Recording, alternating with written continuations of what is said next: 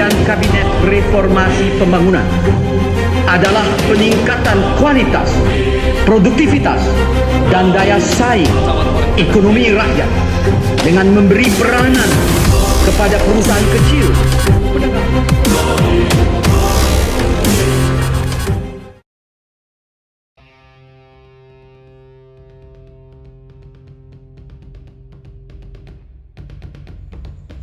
B.J. Habibie atau Baharudin Yusuf Habibie merupakan Presiden Indonesia yang ketiga dan merupakan presiden dengan masa jabatan tercepat yang ada dalam sejarah Indonesia. Beliau memerintah selama 17 bulan, terhitung sejak turunnya Presiden Soeharto pada 21 Mei 1998 hingga 20 Oktober 1999. Meski demikian, pemerintahan Presiden Habibie ternyata menciptakan reformasi besar-besaran dalam kancah sejarah Indonesia. Hal ini dapat dilihat dari berbagai kebijakan-kebijakan yang dikeluarkan oleh beliau, yang mana merubah banyak tatanan yang sebelumnya tidak ada atau dilarang pada masa Orde Baru di bawah pimpinan Presiden Soeharto. Beberapa kebijakan yang dikeluarkan sebagai upaya dalam mengembalikan kondisi ekonomi Indonesia yang terpuruk, minimal mampu memberikan perbaikan dalam masalah yang muncul akibat krisis moneter yang muncul pada tahun 1997 sampai 1998. Kebijakan Presiden B.J. Habibie salah satunya adalah dengan mengesahkan undang-undang yang mendorong efisiensi kegiatan ekonomi Indonesia. Meski hasilnya memang tidaklah signifikan, namun pertumbuhan ekonomi penduduk yang sebelumnya mencapai angka minus 7,7%, katanya bisa meningkat menuju angka 5%. Dalam memperbaiki perekonomian nasional, Presiden B.J. Habibie melakukan beberapa hal, diantaranya adalah merekapitulasi perbankan, merekonstruksi perekonomian nasional yang ada, melikuidasi bank yang memiliki masalah, serta menaikkan nilai tukar rupiah yang menurun. Inti dari reformasi ekonomi yang dilakukan oleh Presiden B.J. Habibie dapat dikatakan sebagai perbaikan atas krisis ekonomi moneter yang terjadi pada masa Orde Baru. Pemerintahan Kyai Haji Abdurrahman Wahid atau Gus Dur menjadi harapan setelah digantinya Habibie yang dimulai pada tahun 1999 hingga 2001. Bidang politik, kebijakan awal pemerintahan Abdurrahman Wahid adalah mengubarkan Departemen Penerangan. Di masa Orde Baru, Departemen Penerangan merupakan alat bagi Presiden Soeharto untuk mengekang kebebasan pers. Dengan dibubarkannya departemen tersebut, maka kebebasan pers di Indonesia semakin terjamin. Kemudian juga ada kebijakan untuk mencabut TAP MPRI tentang larangan terhadap Partai Komunisme. Lawan politik Abdurrahman Wahid menganggap kebijakan ini hanya kepentingan Abdurrahman Wahid semata untuk mendapat simpati dari para keluarga mantan tahanan politik yang terkait dengan Partai Komunis Indonesia atau PKI. Bidang ekonomi, untuk mengatasi krisis moneter dan memperbaiki ekonomi Indonesia yang dibentuk Dewan Ekonomi Nasional yang bertugas untuk memecahkan perbaikan ekonomi Indonesia belum pulih dari krisis ekonomi yang berkepanjangan. Abdurrahman Wahid telah membuktikan kepada dunia luar bahwa Indonesia bisa diurus tanpa bantuan darat dari IMF.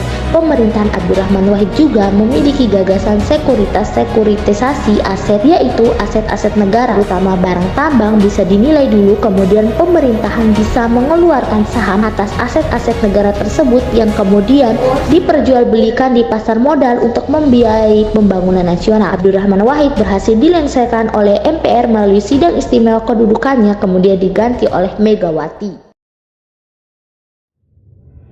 Megawati Soekarno Putri terpilih sebagai presiden pada tahun 2001. Ia menggantikan pemerintahan Abdurrahman Wahid yang menjabat mulai tahun 1999. Presiden Megawati menjadi presiden perempuan pertama di Indonesia.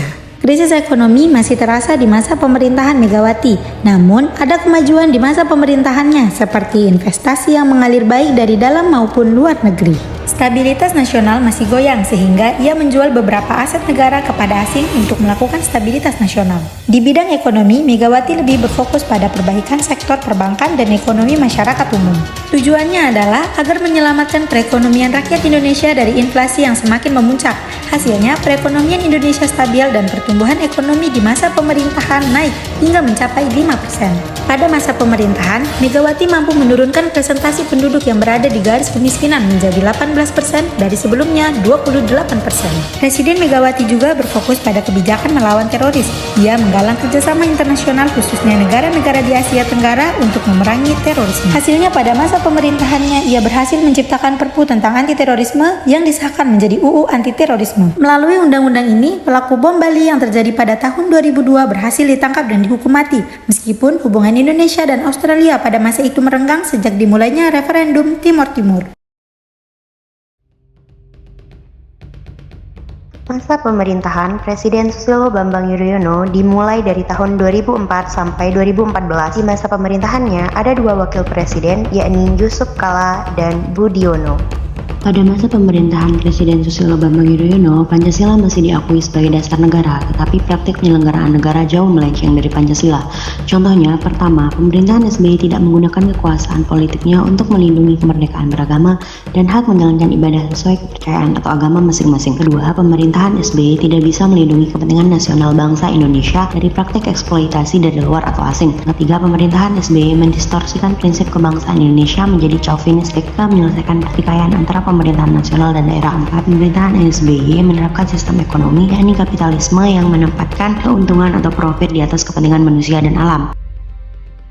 Kelima, SBY mempraktikkan sebuah sistem demokrasi, yakni demokrasi liberal yang mendegradasikan partisipasi politik rakyat menjadi ritual memberikan suara dalam pemilu setiap 5 tahun sekali, atau demokrasi 5 menit, yakni rakyat hanya punya kekuasaan 5 menit dalam bilik suara. Keenam, selama SBY memerintah 2 periode, masih banyak terjadi praktek pelanggaran terhadap hak berserikat. Ketujuh, kebijakan privatisasi di era SBY yang mengkomoditaskan layanan dan barang-barang publik menyebabkan mayoritas rakyat tidak bisa mengakses layanan atau kebutuhan dasarnya. Kedelapan, pemerintahan SBY tidak berkomitmen memerangi korupsi yang tumbuh subur di dalam pemerintahannya. 9, penegakan hukum di era pemerintahan SBY sangat jauh dari rasa keadilan. Pemerintahan SBY tidak konsisten menerapkan azas equality before the law.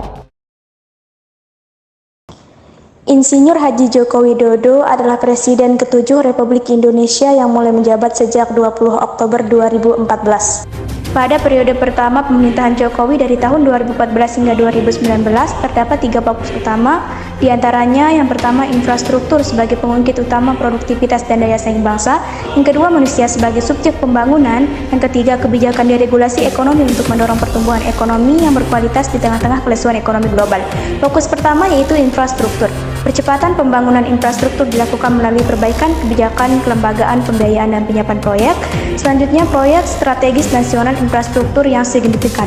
Kemudian fokus yang kedua yaitu pembangunan manusia. Yang pertama, kualitas manusia Indonesia mengalami peningkatan tampak dari meningkatnya angka indeks pembangunan manusia atau IPM di tahun 2015. Yang kedua, meningkatkan akses pendidikan dilakukan dengan mendistribusikan kartu Indonesia Pintar dan lain-lain. Yang ketiga, meningkatkan 10 kali lipat pengiriman GGD ke kawasan 3T, terluas, terdepan, dan tertinggal. Kemudian fokus yang ketiga yaitu kebijakan deregulasi ekonomi. Di antaranya, yang pertama, dari 204 rancangan regulasi hasil 13 paket kebijakan ekonomi sebanyak 202 sudah ditetapkan menjadi regulasi. Yang kedua, 3032 peraturan daerah yang menghambat perdagangan dan usaha dipangkas. Kemudian yang ketiga, perizinan usaha makin sederhana dan cepat. Yang keempat, proses perizinan lebih cepat hingga 600%. Presiden Jokowi Widodo memaparkan 5 hal yang akan menjadi fokus kerja di periode kedua pemerintahan pada 2019 sampai 2024 bersama Wakil Presidennya Maruf Amin. Hal tersebut disampaikan Presiden Jokowi dalam pidato awal masa jabatannya usai dilantik di Gedung Nusantara Kompleks Parlemen, Senayan, Jakarta, Minggu 20 Oktober 2019. Pertama, Presiden Jokowi akan menjadikan pembangunan sumber daya manusia atau SDM sebagai prioritas utama. Kedua, pemerintah akan terus melanjutkan pembangunan infrastruktur. Ketiga, Kepala Negara ingin agar segala bentuk kendala regulasi disederhanakan dan dipangkas. Keempat, Presiden Jokowi ingin menyederhanakan birokrasi terus dilakukan secara besar-besaran. Kelima adalah transformasi ekonomi.